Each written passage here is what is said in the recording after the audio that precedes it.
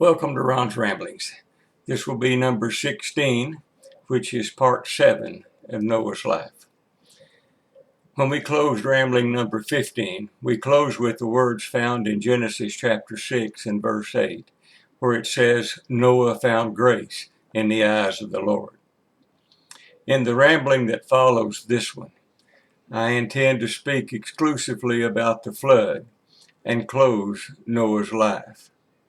But for this evening, I want to concentrate on Noah, the first part of his life leading up to the flood. What you see on the screen behind me, you saw in a previous lesson. The chart above me lists the first 20 patriarchs. Noah is in the middle of that chart. He is the 10th generation of man on earth. He's the son of Lamech. He was born when Lamech was 182 years old. I'm going to step away for a few minutes so you can see the complete chart. Since this chart is labeled the first 20 patriarchs, the last name on the chart is Abraham. We'll talk of him in a later rambling. I'm sure that name is very familiar to you. Abraham is the person every Jew in the New Testament, and possibly all the others as well, wanted to be able to trace their lineage back to. He was considered Father Abraham. What I want you to see on this chart is that Noah did not live to see the birth of Abraham. Noah died in the year 2006 after creation. Abraham was born in the year 2008 after creation, as you can see on the chart. It's possible that Noah may have known Terah, Abraham's father. We can't say that for a certainty because we don't know where they lived and how much they traveled. The second thing I want you to see on this chart is the dramatic difference in the ages of the men who were born after the flood. With the exception of Enoch, who was taken and did not die. Shem, the second son of Noah, lived 600 years, and he was the shortest lived person. We'll talk more about that in 2 lessons from now, I think. As I said, I first presented this chart in a previous lesson, and when I did that, the names that are listed are not necessarily the names of the firstborn son of their father. Now, I want to be clear about that. A lot of times people look at charts like this and they assume that we haven't left anybody out. But really that doesn't matter as long as we have a continuous list, because the reference is to a particular son. Look at the very second name on this chart. That's Seth. Obviously, Seth was not Adam's first son. As we saw, Seth is more or less a replacement, if you will. At least Eve thought he was a replacement for Abel after Cain had killed him. But I don't want you to confuse Noah's father, Lamech, with the person of the same name who descended through Cain. We're going to be talking about those things in just a little bit. And the Lamech that you see on this chart is the father of Noah. There is another Lamech that was a descendant of Cain. We know very little about Noah's father. About the only thing that is recorded in regard to him is that when Noah was born, he said, "This one will comfort us concerning our work and the toil of our hands." because of the ground which the Lord has cursed. That's a reading of Genesis chapter 5, verse 29. From what Lamech said in regard to Noah, his name must mean relief or perhaps comfort. And the curse, of course, referred to by Lamech, is most likely God's punishment on man for eating of the forbidden fruit. Once Adam and Eve left the Garden of Eden, instead of simply picking their food from a vine, a plant, or a tree, they had to work for their food. Now, we're dealing with problems with the coronavirus right now. We're facing challenges that are sometimes difficult to deal with. However, before the coronavirus, we as Christians were and still are under pressure to be more liberal in our thinking. You see behind me some photographs of women preachers. Christianity is facing that problem right now, a challenging time. But it's not new. It's been going on since early Christianity. You see also a magazine, a popular news magazine, Time, that promotes the question, or maybe not promotes, but is speaking of the question of whether or not God is dead or alive. And then you see in that lower right-hand picture, we have the gay rights movements that are getting to be more and more popular. And we're under pressure. Christianity is being tested. We are being encouraged to foster some of these beliefs and ridiculed when we choose not to do that, and accused of not really understanding the Bible when we can show that we ought not to do those things.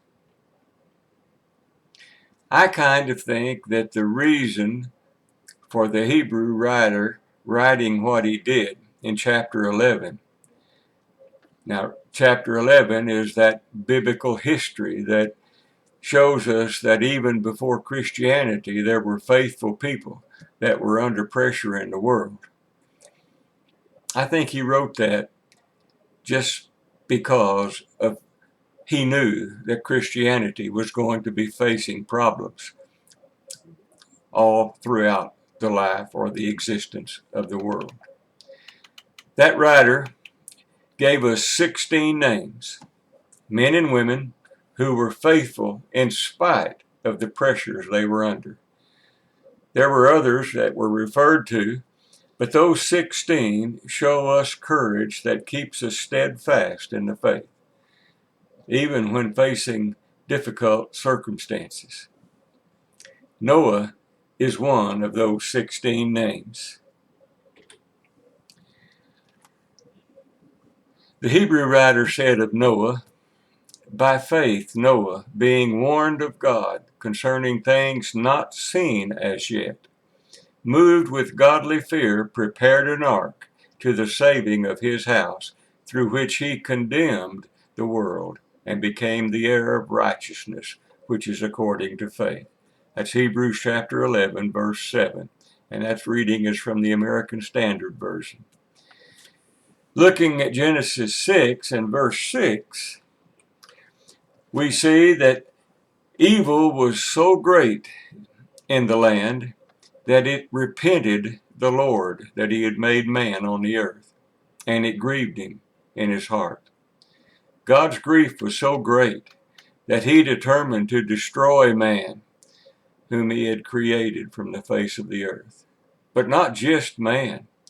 God included with the man beasts and creeping things and the fowls of the air. He was going to destroy all life that depended on the breath of air, all air-breathing creatures. From all of those 17 billion people that we estimated a few lessons ago might be alive at the time of the flood, only Noah found grace in God's eyes. We see in chapter 6 of Genesis, verse 11 and 12, that we see in that the justification. I get my tongue straightened out here. For God's destroying his creation. The extent of man's evil is shown to have caused the corruption of all flesh. And verse 11 explicitly describes man's culture at the time as being violent. The Hebrew term hamas is the word rendered violent, and the meaning combines physical aggression, cruelty, and injustice. Man had rejected God and had even turned against each other.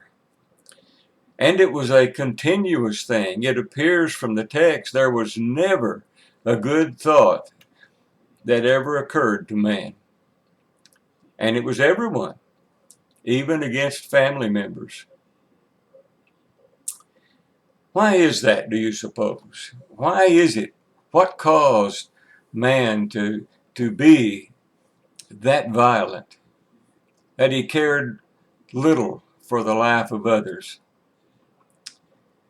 I think it's because of the two genealogies that we find recorded in chapters 4 and 5 of Genesis. I believe the answer can be found in those genealogies because we find some statements in there that can key us to those things. Those two genealogies that I'm talking about are the genealogy through Seth, the one that we saw in the chart a few slides back on one side. The other side is the genealogy that goes through Cain. If you will recall when we talked about Adam and Eve and Cain and Abel, that Cain killed his brother Abel. Cain was a violent person. And after that, God had expelled him from the garden. He had expelled him from living with Adam and Eve and told them to go out and go away. And Adam, of course, agreed with God and made that happen. And the result of that is he took with him his wife, and they gave birth to a whole line of creatures, of men and women. We find in Genesis 6 and verse 4 a description of those two different moral developments by those two different genealogies that we find there. There is a statement made regarding the marriages of the sons of God, that would be Elohim, and the daughters of men. The phrase, the sons of God, is in reference to the genealogy through Seth. And the phrase, the daughters of men, refers to the descendants of Cain. The wickedness had become so great that God determined to destroy all of the men whom he had created. And this description applies to the whole human race. The fact of this evil was everywhere and with everyone. And the reason for God's chosen instrument of destruction, the flood, was because the whole world was filled with wickedness. God needed to eradicate that wickedness. Only Noah found grace in the eyes of the Lord. Only Noah is deemed as being righteous. The basis then for God's judgment to destroy everything with a flood is that the earth was corrupt before him. But, as we've said several times, Noah found grace in the eyes of the Lord. How? What was it that Noah had that all the others did not have? Well, I think we can describe that as faith. And I think the Hebrew writer again gives us a good idea that faith is what it was. In that 11th chapter that lists all of these 16 people, we find in verse 1, the leading into that verse, that faith is the substance of things hoped for, the evidence of things not seen. That word substance is an interesting word.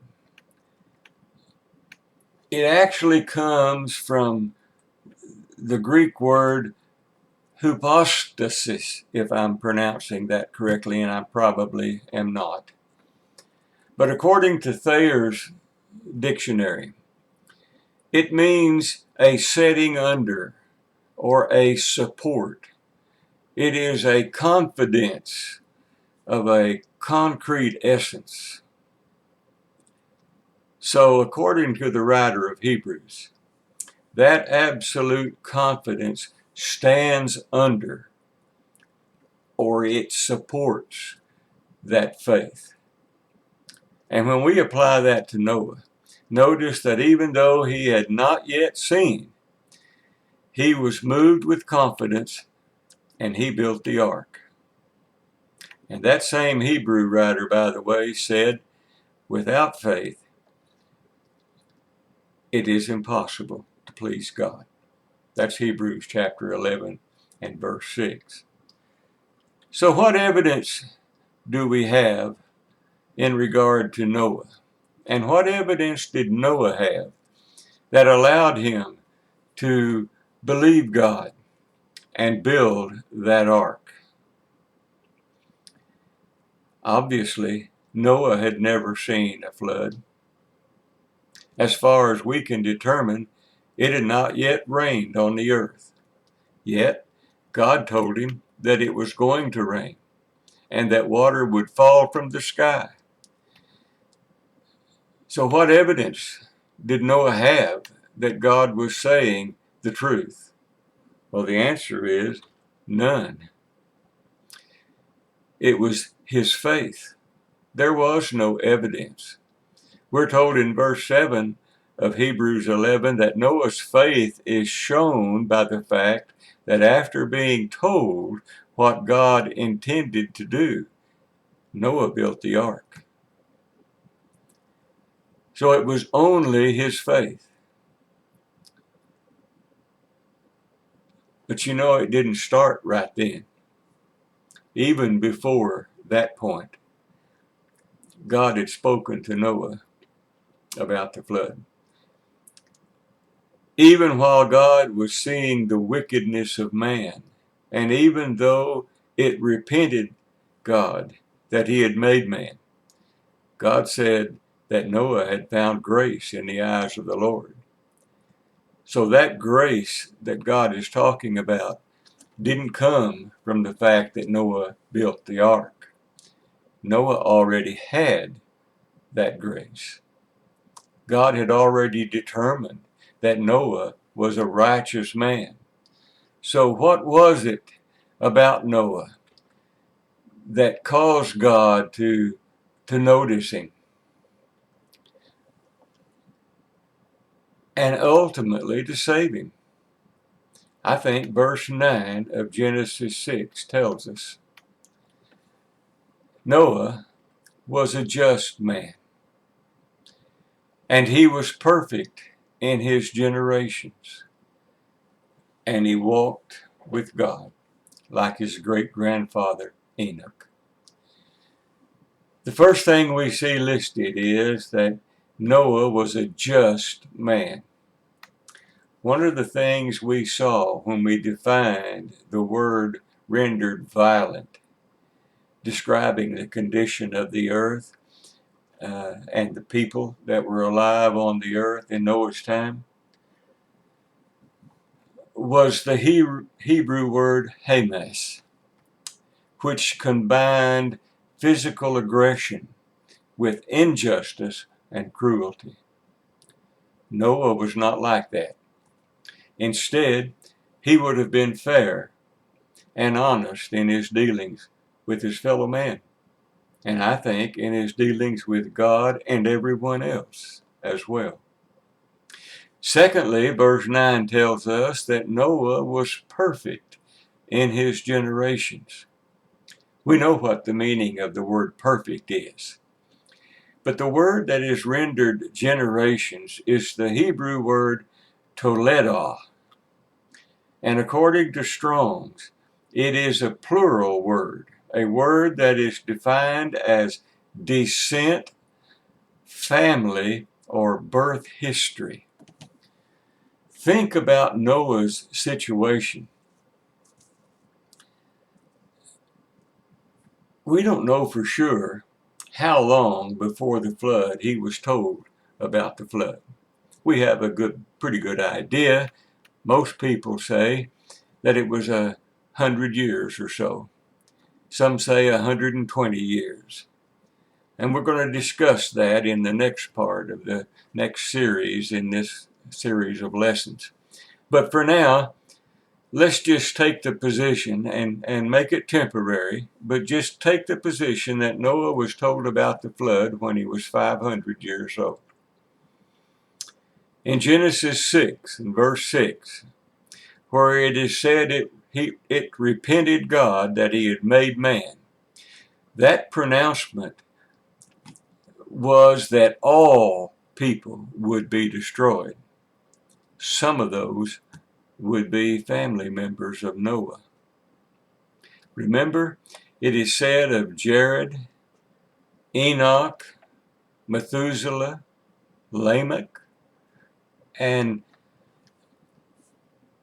all of the others in the genealogical record that they continued to beget sons and daughters, even after the person that we're following was named. By that I mean after Lamech gave birth to Noah.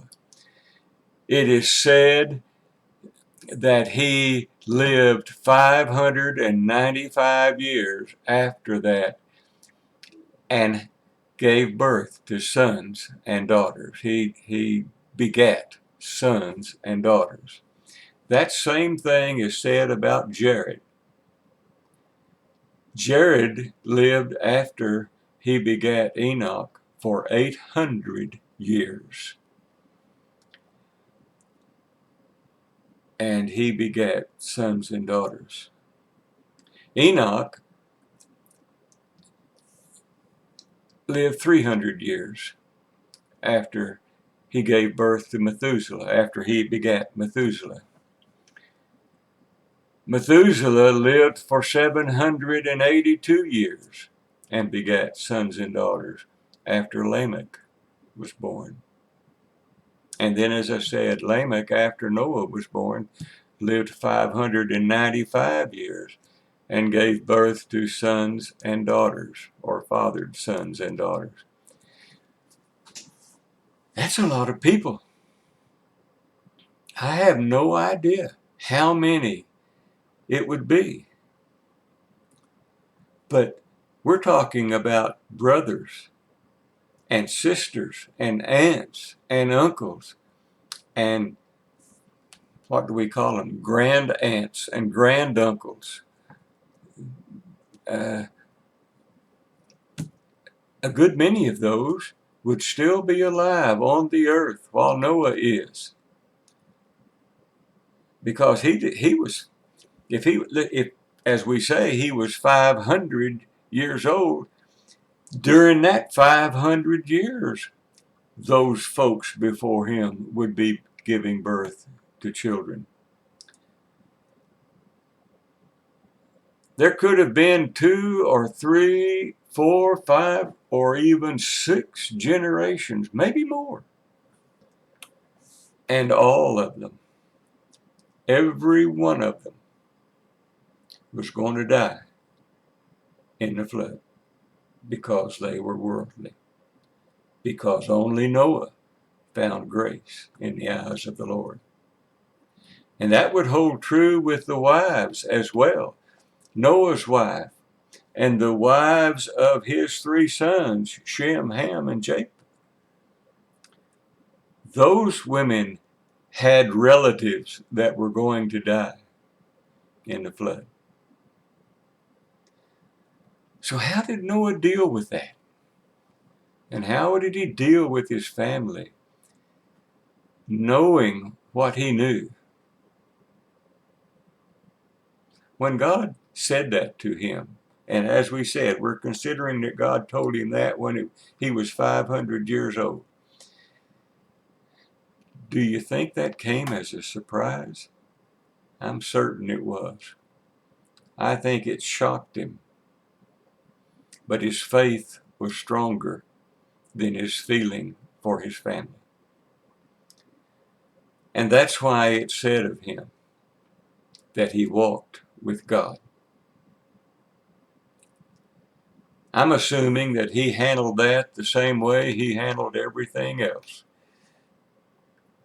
because it is said of him that he was righteous.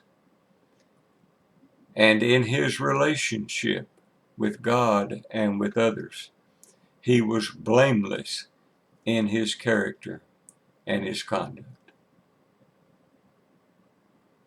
Well, I have a few more things to say in regard to Noah, but they come after the flood. So I'm going to stop this here. And the next session, we'll talk about the flood. And what I hope to do is to remove any doubt that you have in your mind, to remove any confusion that there may be in regard to the times, the days, and the events that happened during that flood. Hopefully, we can do that. I hope you have a good evening. Thank you for watching. Good night.